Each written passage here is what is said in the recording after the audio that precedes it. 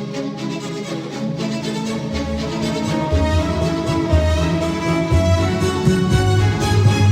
live play.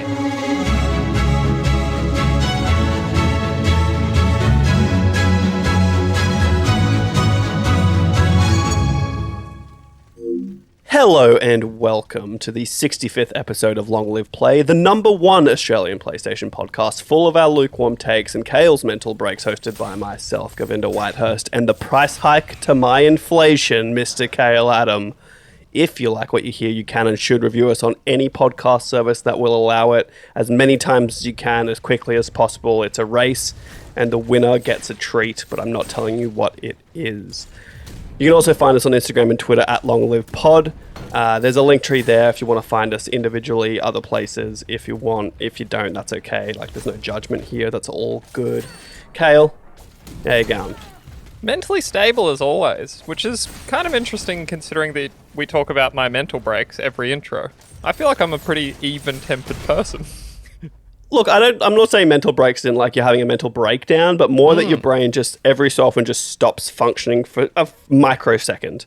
So again, a lot of people probably wouldn't experience it. I more experience it during the edit where I hear you just dart from one topic to the next with no real thought. Like, it's almost like your brain just shut down, had a quick restart, and then you're just talking about something else. And it happens very often. So that's kind of what I'm referring to. It's more of an in-joke than something that the listeners might notice, but because my editing is seamless. I certainly have several moments a day when I'm writing or something where I'll just like be unable to spell a basic word like 3 times in a row, or I'll just lose a train of thought. And I think for a second, like, is this dementia beginning? Is this what... Oh, that'd be real bad. Yeah, is this the decline? Is this where it starts? This is going to sound terrible, so I'm glad I'm telling everyone that listens to this. Good. But if you were to get, like, severe dementia, I just would cut you off because it would be too painful. Well, I guess we all know where Govinda stands. Nah, I wouldn't. It'd be sick what would it matter? I wouldn't remember anyway. Would I take advantage of your dementia? Maybe. I don't know exactly how. Probably in the way that in our transferring, I would take advantage of you most, where I'm like, no, dude, you said you were going to buy this one. I bought the last one. And you'd be like, okay. All right. God, that's grim as... Holy shit. What a way to start the episode. I'm not that terrible of a person. Or am I? One way to find out. What? Get dementia? Yeah. Yeah. Don't do that. It's a terrible idea. I'm pretty good. Nothing too much to report. It's sort of just like one of those weeks where it's just life's happening, doing things. Yeah, you used to be way better at this how you going thing than you have been for the last probably 4 weeks. You really just meander now. Like, what happened to like buying scooters and doing things? Now you just nothing. I almost opened with my sun doctor visit yesterday, which I had my annual sun doctor checkup. Where sun doctor? Yeah, the sun doctor. Because I live in Queensland and my you mean you got a skin check? I did, yeah, the sun doctor. When you say sun doctor, it makes me feel like you're talking about like Egypt and like some doctor that, I don't know, channels Ra to heal people. I just went somewhere else. I thought you were talking about a witch doctor of sorts. I'm not really a science guy or something, but they want to take some of my flesh. I'm going to have a little bit of my flesh cut out. Oh, you have to get a biopsy. Yeah, I've actually already had one, which is quite concerning, because, yeah, this is the second year running where they're like, there's a little mole, and she doesn't like the look of it, so she Same just one? Same one? Okay, No. so okay, so the last one was fine, but this one they want to have a little look-ski. I will say, though, I had my favourite thing in the world happen. So while I was having the exam, she asked me what I do for a living, and then we spent the next 15 minutes talking about how incredibly cool that is and how her teenage kids would be so jealous to be involved in video games. And I felt like a little god, Govinda. God, I Yeah, felt look, like to be a god. fair, it's got to be better than what happens when I tell people I'm a network designer, and they go, "What's that?" And I'm like, even if I explain it to you, you probably won't understand anyway. But at least it's kind of the Barney Stinson Chandler thing, where you're just like, I work in IT. You just say IT and don't explain it any further. No one knows. Technically, it's not IT. I work in the telecommunications sector. Jesus Christ, that was the sound of just boners shrinking. Just I don't know. Like, do boners get bigger for IT than telco? I don't know. They get bigger. For I think it's about the same, and like, I think I get paid better in telco than I would in IT. So I'll take it. Unless I was like a systems admin, they get paid some decent money. I don't know what these words. You're right. This is my mental break. I don't know what these words mean. That's funny. That's funny. Let's talk about the elephant in the room, Govinda, and it is that you and I have spent the vast majority of the last week playing a PC game together. And not only a PC game, but a PC game that will never come to PlayStation. Never. No. It's impossible. No. It won't happen. So we're breaking the rules of our own show, but we do need to address the fact that I've fucking played Warhammer 3 Immortal Empires pretty much since last Wednesday. Like, I break for work and food and bathroom and just the bare minimum social engagements that I need to get through every single day, but I've been on that Immortal Empires, is what I'm saying. Yeah, me too. Not as much as Khayl, but like definitely not even close, but I've definitely played a decent amount of it, and it's really all I've played this week. I haven't... It's going to sound weird, and hopefully that'll change as we get to the end of the year, but I have not really touched my PlayStation for the last 2 weeks. That is interesting. We kind of noted that last week. But I think I'm just probably full-on PC Master Race at this point. I just don't think I think I'm selling my PlayStation next week, so this will be a weird show to do for me weekly without a PlayStation. What are you I think you could probably get away with it for quite a while. You know how bad it's gotten? Emily's beaten Cult of the Lamb before me.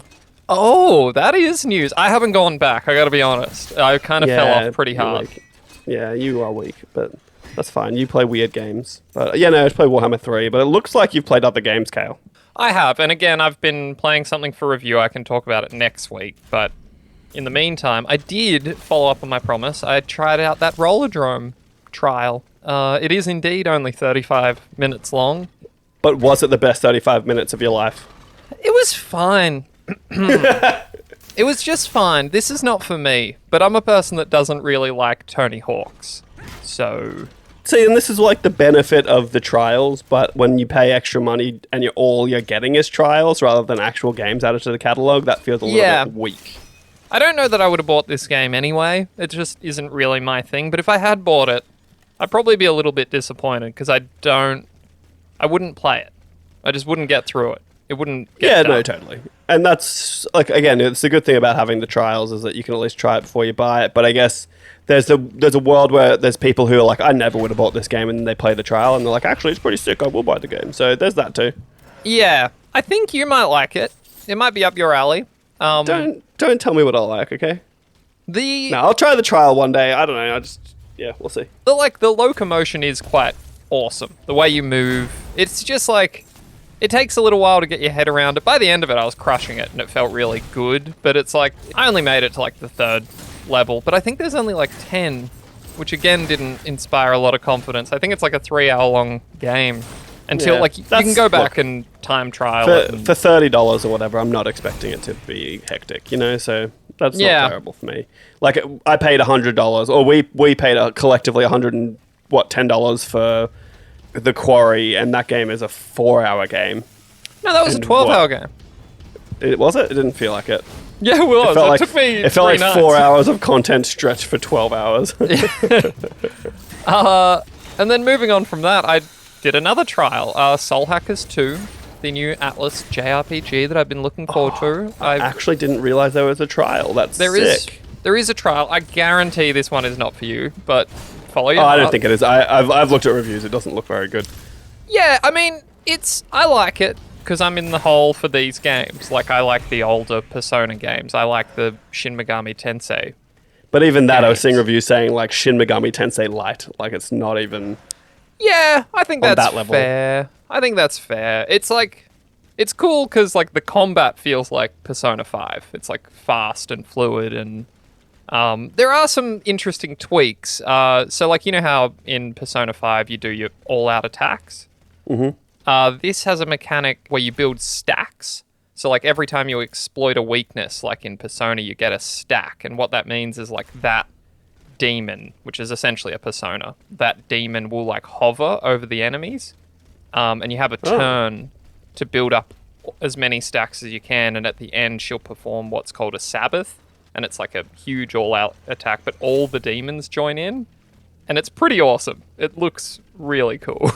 Yeah, interesting. Look, if it's a trial, maybe I'll give it a go, but who knows? Again, will I ever play my PlayStation again? Stay tuned to find out. Let's find out. So this trial is 2 hours long. It's actually 2 hours long. You get what it says on the box. Yeah, but I presume it's an 80-hour game. And you probably spend 45 minutes of that in cutscenes, I would say. Yeah. No joke. And it's interesting. I'm into it, but yeah. Like, proportionately, it sounds like you're getting even less. I like the cutscenes, though. No, I just mean like 2 hours out of an 80-hour game versus 35 minutes out of a 3-hour game. It's true. Proportionately, like, you're getting less of a trial. You know what I mean? Yeah. So everyone needs to cool your jets. Anyway. I am kind of glad though, because I think I will pick Soul Hackers up, but I'll wait for a sale. Like I've gotten like that taste of it now. Like I know I want to play it, but it's not for right now. It's too much of a commitment. Yeah, I will be offended personally if you finish Soul Hackers before you finish Persona 5. I told you I'm waiting for the PS5 version of Persona 5. If it ever comes out and if it ever has 60 frames a second, It's much gonna. unknown. It's confirmed. Yeah, we'll see. Yeah, is it? It's been confirmed. What if coming. it isn't? Yes. There's a lot of games that were coming that are no longer coming, Khayl. So Well, it's don't coming. forget. I believe in it. But that's kind of it on the PlayStation front until next week. Yeah, we're just playing a shitload of Warhammer 3, and it's been really good. But Govinda, with that out of the way, could I interest you in some quickfire news? Now, this one is certainly not news I care about, but it is news, and so we have to talk about it. PlayStation Studios has acquired Savage Game Studios. This is a studio that creates mobile games, and this will be key to Sony's mobile strategy, which turns people off more than whatever you talking about your job, Govinda. It is the biggest boner killer of all time. It's... Yeah, dude. Yeah, look, it's fine. It was inevitable at some point. My only hope is that not only are they going to help make mobile games, but just give me a mobile PlayStation streaming platform so that the backbone PlayStation edition is actually useful and I can remote play directly to my device without having to, like, launch my PlayStation from across the globe. You know what I mean? Yeah, we're hamstrung by our terrible internet. I really want that feature to be good, and I want to own one of those things. True, but that's what I mean. Like, hopefully Savage Game Studios has some sort of way that they can at least make the app that is just the PS Plus app, and you go in there, you select a game, and you're just streaming it directly from the server rather than having to go from your PlayStation to a server to your phone. And that would make your shitty internet uploads at home a non-issue anymore, and you can just stream games, which would be pretty chill. Because I think that is something that is missing and something that Xbox can do that we can't, that I'm a little jealous of. It's just the smallest thing, and it is that Savage is not like a name like Naughty Dog or like Insomniac that has that cachet. Like, this is now a first-party studio, and it just doesn't feel like Sucker Punch or like... Yeah, but like Nix's doesn't have gravitas to it. They're just a PC port place, and they're just the mobile studio. Like, it doesn't have to have like the weight to it. And a lot of PlayStation studios only have weight because PlayStation has backed them for so long and built them up to be what they are. You know what I mean? Yeah, I get it. I think Nix's sounds cooler, but that's just me. Are you talking about just on a surface level name? Yeah, just... I don't know, Savage is pretty fucking savage, bro. I don't really have too much else to say about it, if I'm being into... I mean, we don't know anything else. It's just a press release on the PlayStation blog. That's really all we got. Oh, yeah, look, it's fine. It's just going to be mobile versions of games that we already play. Like, think about how shitty Diablo Immortals is or whatever, and that could be PlayStation now. Like, huzzah. I'm vaguely interested in that Final Fantasy VII, The First Soldier mobile game, like Battle Royale, but you're like soldiers. Nah. That's I'm it. good. This is what mobile is. That's like the most interesting game I've seen. I downloaded it to my phone maybe 2 months ago, and I haven't launched it. That's what mobile gaming is to me. That was what I did with Diablo Immortal or whatever. Honestly, I don't even know if that's what it's called, but whatever I did with the Diablo game, I downloaded it and then I launched it. It was like, you need to download another like 14 gigs. I was like, just okay. I did all of that, and then I never played it. Yeah. It's just not for me. Like, if I'm gonna play games, it's either gonna be on my couch, at my PC, or in bed on my Vita. And that's it. I'm not playing games on my phone. It's just not happening. That's true, but I guess this isn't necessarily anything that you need to be involved with, but it does mean that PlayStation can start bringing in way more cash, because mobile games are a cash cow, and more money for PlayStation means more games for PlayStation. Yeah, that's money. So it's neither here nor there for me. I don't really mind either way. I'm probably never going to play them, but I am hoping for the PlayStation Plus app where I can stream games. That's all I want. Govinda, would it shock you to know that Aloy, everyone's flame-haired heroine, will star in the Horizon Zero Dawn TV show? Does that shock and appall you? Not shocked nor appalled. I guess it makes sense, being that she is the mascot of Horizon. It'd be strange to kind of have a Horizon show without her, but also kind of cool to do it without her. Well, last time we spoke about it, she was not confirmed to be in it. That's why this is a news story. Yeah, they were a little ambiguous last time. It was like, Horizon 74 being set across kind of multiple timelines. You don't really know when they are or whatever, but it makes sense. I think, what did they say? There's a quote here from the showrunner, I believe. Steve Blackman of the Umbrella Academy. Yep, there we go. Saying Horizon Zero Dawn is an exceptionally well-crafted game with wonderful characters not often seen in rank and file of the gaming world. Suffice to say, yes, Aloy will be a main character in our story. So obviously there'll be many main characters. If Aloy's in it, I would highly suspect Elizabeth Sobek will be in it also. Yeah. In one of the timelines, I guess.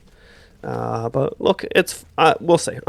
I'm hella lukewarm on this, dude. I'm going to say I'm less interested knowing that she's in it, because now it kind of has to be the plot of Horizon Zero Dawn. Otherwise, why would she be in it? Yeah, but it's the same as like the Last of Us show. Like, that's going to just be the same plot as the Last of Us. And like, but also like, I'm pretty lukewarm on that too. The difference is that HBO's making that, so I have a little more faith in a Netflix show. Just for a money standpoint, I don't think Netflix is going to throw enough money at this for it to be good.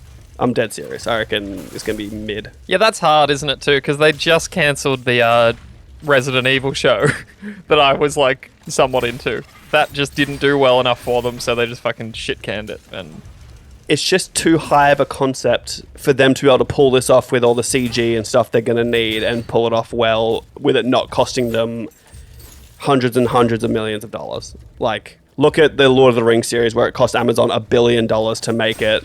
And this is as fantastical in some way that, like, it's going to be brutal. And I just don't think they're going to be able to do it well with a Netflix show. I always think of that Falling Skies show, which I believe has actually come up several times on this show. The first, 2 seasons were pretty sick. Well, that's it. I remember it, especially in the first season, the budget was so low, they didn't really show you the aliens. And when you saw them, they looked really weird. But towards the end, they actually had some money and they would, show them and do cool stuff.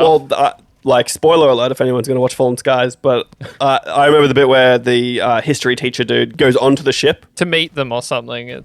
Well, he chooses to get abducted for some reason or another that I can't remember, but it was his choice. And you see him on the ship and all the aliens, and they definitely did step it up a little bit there. But I guess maybe potentially because there's multiple timelines in this Horizon show, that they'll be able to save some money on the more present day / near future elements of it. Yeah. And then when you go into the far off post-apocalyptic mech dinosaur future, that they'll have a bit of budget left to make it look good. I just remember even Game of Thrones struggled to show you the dragons too often because it was too expensive. This is a weird reference, but did you ever see Battlestar Galactica, the spin-off called Caprica? I think I watched a little bit of it, but I didn't get into it like I did with the I feel like it's going to be one of those situations where it's just sort of set in a sterile, futuristic space, but it's essentially just our world and the politicking. That's what they're going to do. And they'll wear slightly different clothing that looks quote-unquote futuristic. Yeah, it's an interesting one. But we'll have to wait and see. We could be wrong. Lukewarm. My lukewarm take is this show is going to be lukewarm. Next up, Govinda, we're going to talk about the DualSense Edge. That's right, the Edge, the Pro DualSense controller. Give me it. Yeah, give it to me. Jeez. We now know what comes in the box. It's what you'd expect. We're going to look at it. and I want you to tell me if Is it what you'd expect? Because I did not expect this much in the box at all. I thought everything would be sold separately, but continue. All right, let me get through it. So here's what we got. We got the DualSense Edge controller. Fairly self-explanatory. We have Whoa, USB... wait, the controller comes in the box. It does. A USB braided cable, 2 standard stick caps, 2 high dome stick caps, 2 low dome stick caps, 2 half dome stick caps, 2 lever back buttons, connector housing, and a carrier case. It's an all-in-one package. Yeah, it's actually pretty sick that they include all of the different stick types in there already. So you straight out of the box, you can kind of choose what you like the most.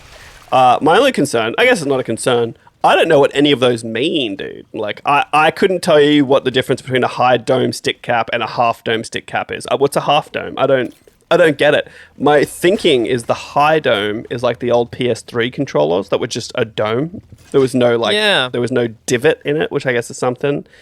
And then the low dome stick caps, I'd assume is the same thing but lower, but I don't know. I have no idea. I've got my DualSense here. I'm showing it to Govinda. Would you call that stick concave or convex? I can never remember which one is which. Well, it's convex, but it concaves on the edges to make the lip.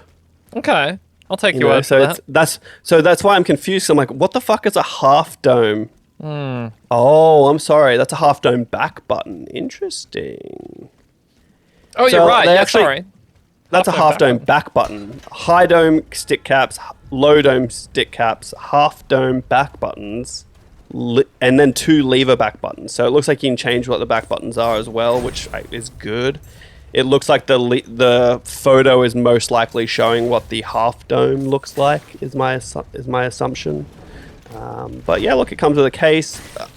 I'm into it. I just want it in my body so I can just tinker with it and play with it. And I just want to remap buttons, dude. It's gonna be really nice. And I was holding my DualSense the other day, and I was kind of looking where my fingers were, and I feel like those back paddles are actually in at the perfect place. Yeah, 'Cause right. My middle fingers sit exactly where that looks like it is. So I'm pretty into that. At least you've got this forever. We were just joking about how we would want this just for Apex Legends, which is a big call, but then considering to buy into Warhammer 3 with all the DLC, that's I don't know, $170. Maybe it's Well, not so luckily I got it outrageous. all on sale, so it was $120 for me to get all of that, which is actually not bad. 3 games for the price of one first-party PlayStation game, not bad. Think about how long it's been since you paid full price for a game. When was the last time so you just long. bought a $125 PS5 game? Guardians of the Galaxy. Didn't I buy that? We didn't transfer. That was before. I remember we even on the fucked show up. being like, That's right. wait, did we both buy that? That was dumb, wasn't it? That was That dumb. was probably the last one that I've done. But yeah, there's so many games now that honestly, waiting for them to just be out for a while and get patched is not a bad idea half the time. Although I think I got Horizon, didn't I? I can't remember. I think I got Forbidden West, so I think that was. Oh, you're right, because I got Elden Ring. Yeah. But yeah, fuck yeah. Get in me, get on me. Just put all the buttons all over me and the paddles in me. It'll be a good time.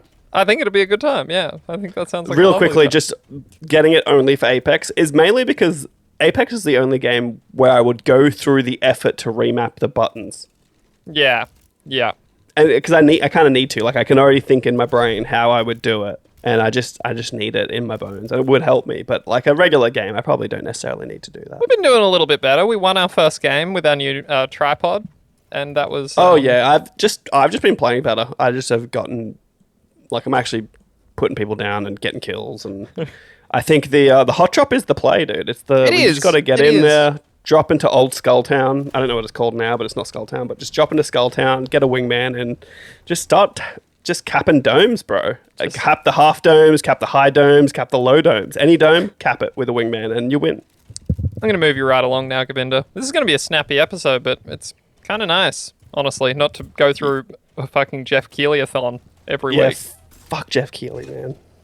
It's funny, actually, because we're going to talk about Jeff Keighley in this next story. I swear I didn't set that up. That just was a happy accident. Did you see this one go down, Govinda? I think I relayed this to you afterwards, but there was a big hullabaloo on Twitter, Govinda, when a publication called GLF, which is an arm of USA Today, reported that Amazon was buying publisher EA. Now, this story was big news. It was everywhere for me. That's a big play. It is a big play, but it was half-cocked.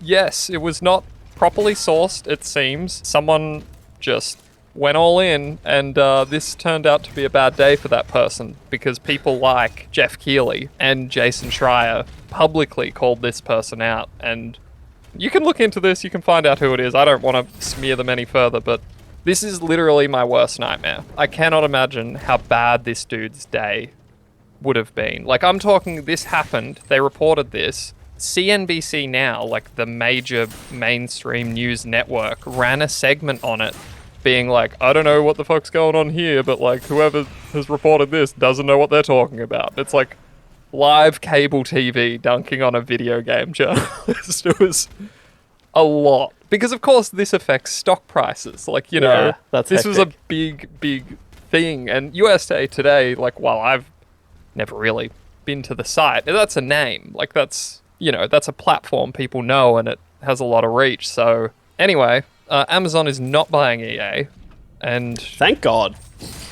But it's also, it's funny because it's like, you would believe it. Oh, it was 100% like one of those, would believe it, yeah. Yeah, it was one of those stories where it was like everyone jumped on it. And Jeff Keighley too, by the way, he was all ready to spread this misinformation until it was real. Like, he shared it, but then the second it was debunked, he turned on the person that wrote it. But he was happy to share it in the initial part, which is not a good look for him. Yeah, it's fine. I've shared stuff that's fake before. I did it today, in fact, about something with Formula One to some Formula One friends, and then realized that it was fake, and I was like, sorry boys, it's actually a lie. It's my bad, I got duped. I got bamboozled. The difference was, I saw this in real time, was that Jeff shared... The difference was that they're a journalist.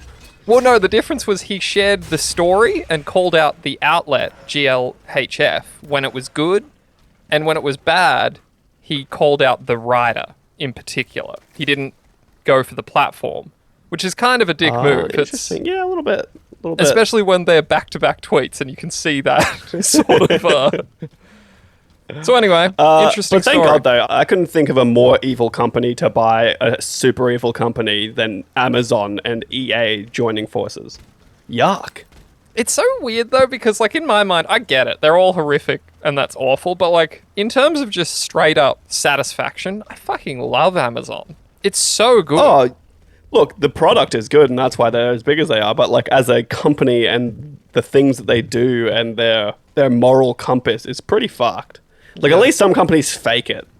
Amazon can't even fake being good. No, they're just like, no. Maybe that's the most altruistic part. They're just like, we're fucking evil, and that's just, you've accepted it now. You can't live without us. Sucked in. I've even worked in warehouses, and I still just, like, can't imagine what it's like on that scale. It's mind-boggling. Very hardware-centric show today, Govinda. Now we're going to talk about a new PS5 model, a new Australian PS5 model. It's a little bit lighter. We don't really know why it's here. There was no announcement of it, and the only difference between it and the base versions that launched back in 2021 is 600 grams. It's slightly lighter. Yeah, look, I actually think maybe this has something to do with PlayStation saying that it should get easier to get PlayStation 5s, because it seems like they'd be able to make components lighter and cheaper and whatnot, so maybe that's part of it. If you're using less silicon, then more silicon is available, something. My hope is that maybe this is... not even necessarily a hope, I don't really care myself, but maybe it is slowly going to be pushing us towards a PS5 Slim. Oh yeah, I could see that. I could see a revision in another year or two, honestly. So yeah, like it was about 3 years between the PS4 and the PS4 Slim. It was, November, like, 15th-ish... in North America anyway, for the PS4 in 2013, and in 2016 on September 15th, they released the PS4 Slim. So we're 2 years in, so it is conceivable that by the end of next year we have a PS5 Slim, which would be insane to think that they've released a slim version of a console that is really hard to get still. Yeah, it's... I don't know, like, I'd be... It's hard to say, isn't it? Like, I'm pretty happy with my PS5 for what it's been, but if they announce, like, a Pro version in the next year, I'd upgrade. Like, Yeah, I'd imagine they'd release them in tandem, or at least announce them in tandem, where they're like, hey, here's the PS5 Slim, and for all like the gamers out there, here is the PS5 Pro, which is probably going to be fatter and bigger than the PS5, but be more powerful again, much like the PS4 Pro was bigger than the PS4, but much more powerful. So, look, I'd be down for that too. I will say, like, it would become more annoying for me in terms of writing, because it's already such a fucking shit show trying to confirm, like, whether a game is just on PS4 or whether it's on PS5, whether it's native on PS5, like, just to, like, for any little story, to have to add in a PS5 Pro situation as well, like, that would be fucking really annoying. They'd have to get rid of PS4. Well, I was going to say, you'd be hoping by the time they're releasing a PS5 Pro that PS4 is kind of done with at that point. It was much like when PS4 Pro came out, like, it was, any trailer you saw had to have a little thing on it being, like, captured on PS4 Pro, or... like, they had to clarify it all. It was all real messy. You didn't really understand how it was going to run on either or. So it is just the way it is now. Gone are the days of just, here's a PlayStation, here's an Xbox, here's a Nintendo. That is what it is, you know? They want you to buy more, always, constantly. Consume me. Next up, Govinda, we learned that Americans earn the fewest platinum trophies.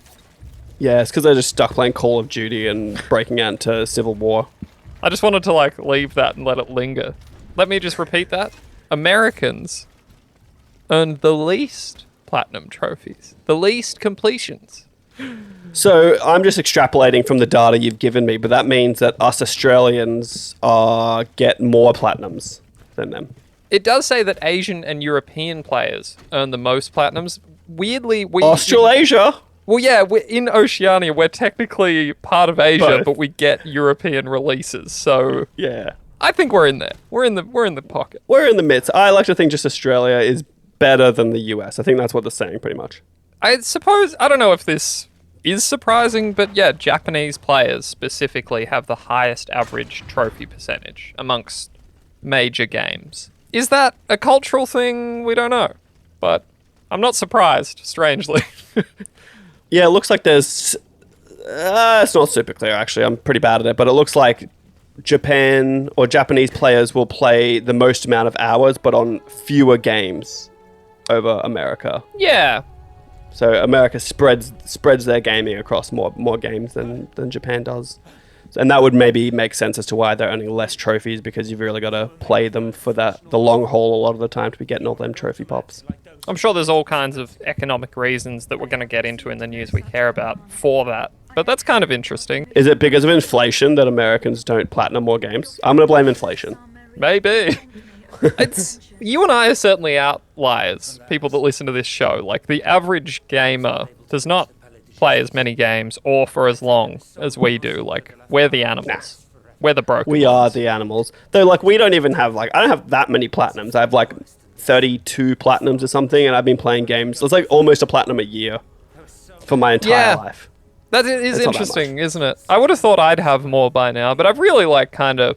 I think about going for platinums, but I never do. I just need to really, really like a game to go for a platinum, and like some of them were cheap for sure. Like the Walking Dead platinum is like, play the fucking game and here's the platinum, you know? But I enjoyed the game, so that was a good one. Yeah, I would draw the line if I looked at your platinum trophy list and all I saw was those cheap games where like you just tap a button like 10 times and you get a platinum trophy out of it, which is fucked. The jumping taco.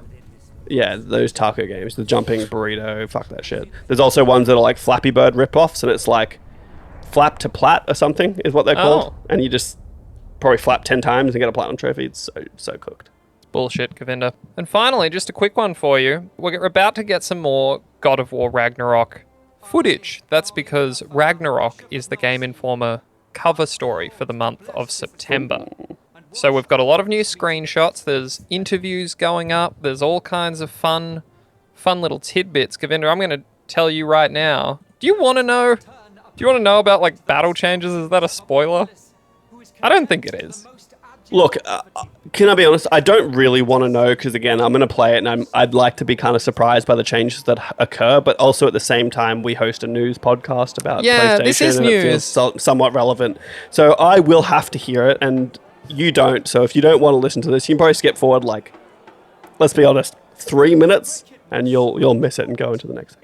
I've probably oversold this, but look, I'm just going to let lead combat designer Mihir Sheth tell you what's happening, specifically in regards to the triangle button. Govinda, quote, "In the last game, God of War, that is. In the last game, if you press triangle, you recalled the axe. But if you already had the axe, nothing happened. If you had the Blades of Chaos and you pressed triangle, you just went back to the axe. We looked at that concept and wondered, what if you could do something a little bit different with that button? And that opened up a whole new suite of moves." So what he's talking about is the weapon signature moves. Now, when you push triangle, you will imbue your weapon with an element, and this will be used in combat. So like the Blades of Chaos will get fire, the axe will get ice. This will be used to spice things up, supposedly. And then shields are going to work a little bit different too. In the first game, you just had a shield, right? Yeah, it was like part of your bracer almost. It would just kind of come out of it. So now there will be different types of shields, and each will lean into a different playstyle. So there is the Dauntless Shield, which is for high skill players. Imagine something like a medium shield in Elden Ring. This is for parrying, like, you know, precise. Oh, like the smaller kind of shields, I guess. Yeah, precise time parrying. This will cause it to glow red, gathering power, and then you can unleash that into like a AoE. Like a shield blast or whatever it would be, yeah. Yeah. And then there is the Stonewall Shield, which is kind of like, again, I'm just going to... Like a tower shield. Yeah, it's like an Elden Ring Great Shield kind of situation. Similar thing, you build up a charge with it. It's more... There's no parry to it, but as you build up the charge, it actually becomes weaker. So, like, the more punishment you take, the easier it is for them to break your guard. But again, similarly, you can use it to do some kind of attack. So again, it's nothing crazy, but it's kind of cool. I liked that change. No, totally. And it's good to see a blind spot where there's a button that does nothing for most of it until you need to call your axe back. So I'm into that. My one little concern is it was something that sort of happened in Horizon Forbidden West, is that you then become forced into certain gameplay styles where it's like rock, paper, scissors, and you need to like counter elements with other elements, like the Pokemon kind of vibe. Yeah, that's which true. I hope doesn't become a thing necessarily, and it's more optional. Because I don't know, like something where if you use fire, you can catch things on fire, which will cause them to like run away or get all like fervent and frantic, or you can use ice, which will slow them, but it's not necessarily like, oh well, if you don't use ice on them, you won't do damage, because I don't like that. The anticipation is building. I will say that. I'm still like, I'm not lukewarm on it. Day one, I'm playing a game, awesome, it's going to be sick, but I think there's the lack of anticipation from me is possibly because it's just been so quiet. Like, yeah, they haven't shown us anything. I guess obviously we will see something soon, but they haven't shown us anything. The trailer they did, or not the trailer, but the story recap they did with Felicia Day was an awesome recap, and it was actually, I was stoked about it because it was like, oh yeah, I did forget about that, and exactly in what order things happened, and that was sick. But again, I didn't really get a look at what's going on, and yeah, part of me doesn't want to see it, but also I'm just not super hyped, you know. Considering God of War was literally one of my favorite games, maybe of all time, you'd expect me to be more hyped. But I think we're just in a world of gaming where everyone's just jaded, and you know. It's true. Like, we're literally recording this on a Wednesday. On Friday, The Last of Us Part 1 comes out, and I just couldn't give a shit. Couldn't care less. That's I'll get it when it's on PlayStation Plus. Yeah, it's a weird time, and then so that's November 9th. God of War Ragnarok. Oh, dude, but I'm going to be playing Sonic Frontiers then. I will say, it's certainly entered my mind, like, our baby's due date is the start of December. So I've got plenty of time for this. But if the baby comes early...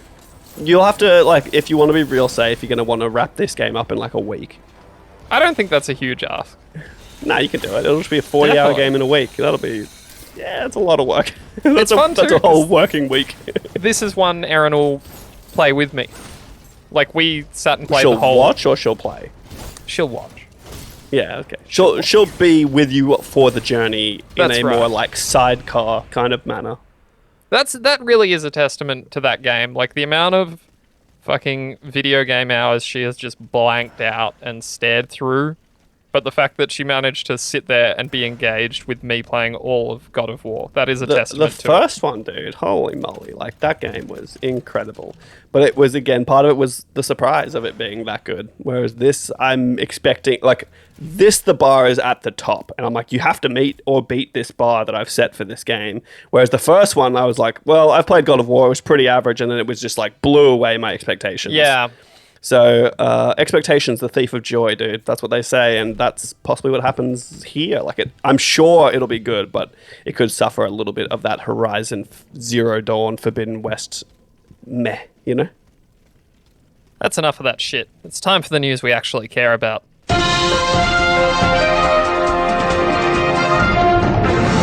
PS5 is getting a price increase in certain parts of the world, including the UK, Europe, Japan, Canada, Australia, and more.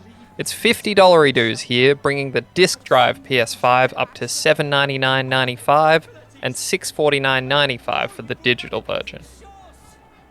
The digital version.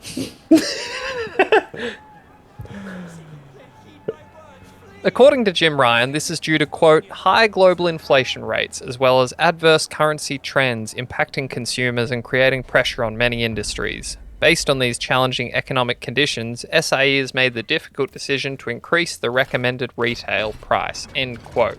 That's apparently, but more probably because of corporate greed. This price rise will not affect Americans due to the strong nature of the US dollar.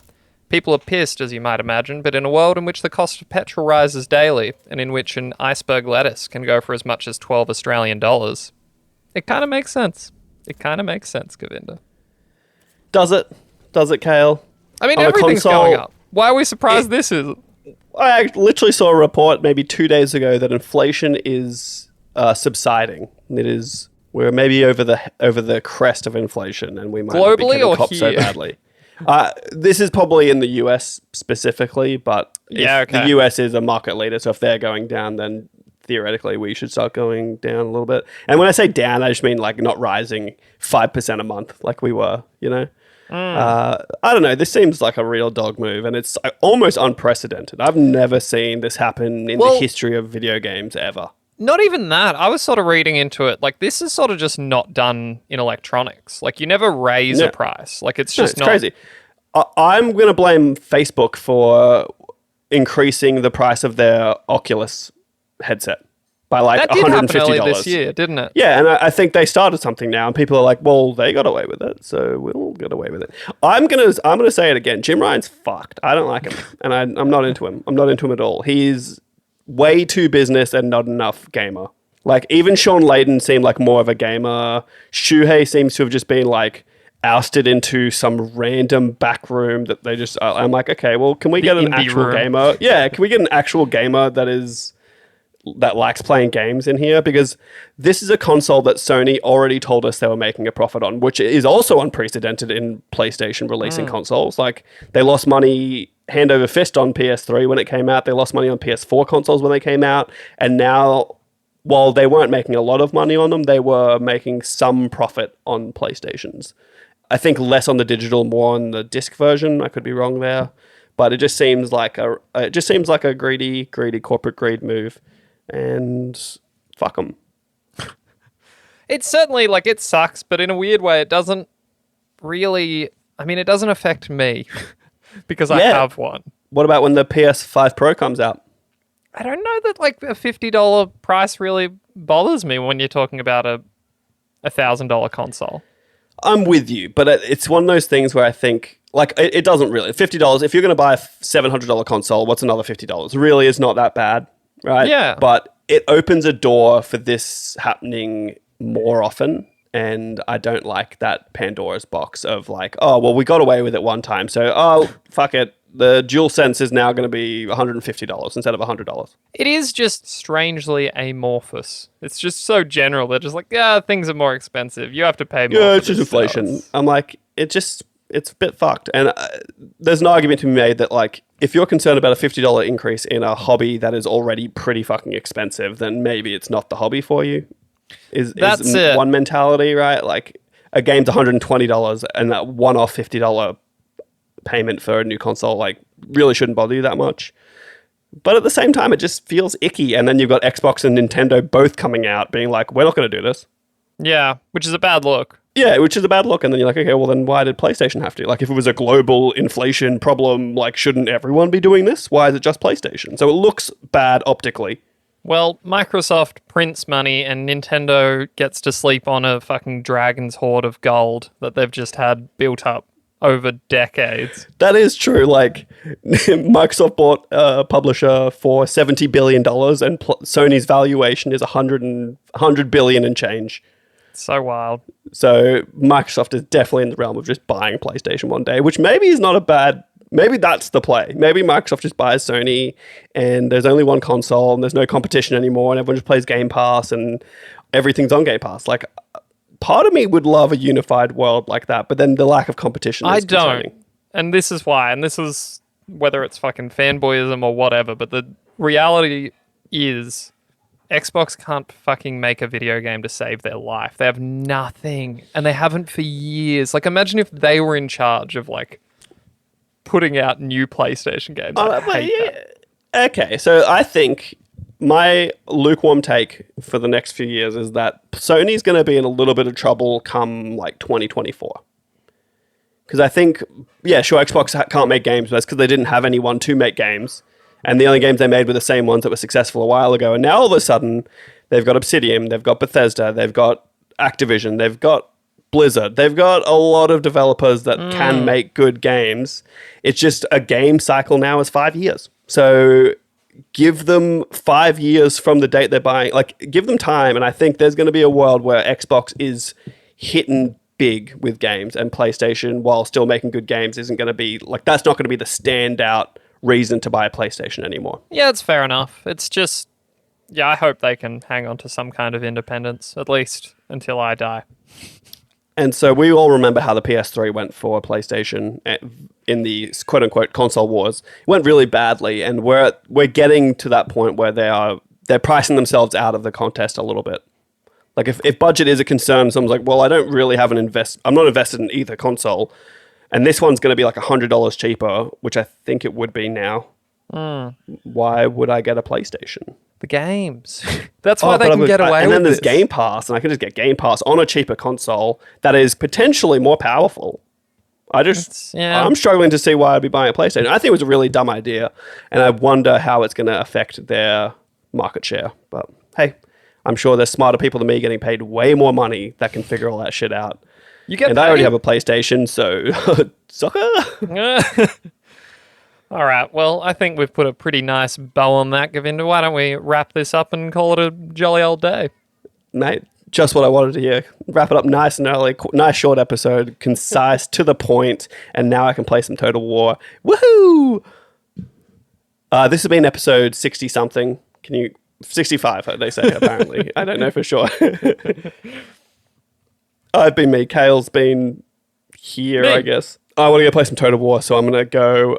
This episode might be a little bit late today. I'm going to say today because you know that it's today, but it is what it is because your boy's busy. I got shit on, and that's why this episode's a little bit shorter because I really didn't want to stretch it out too far.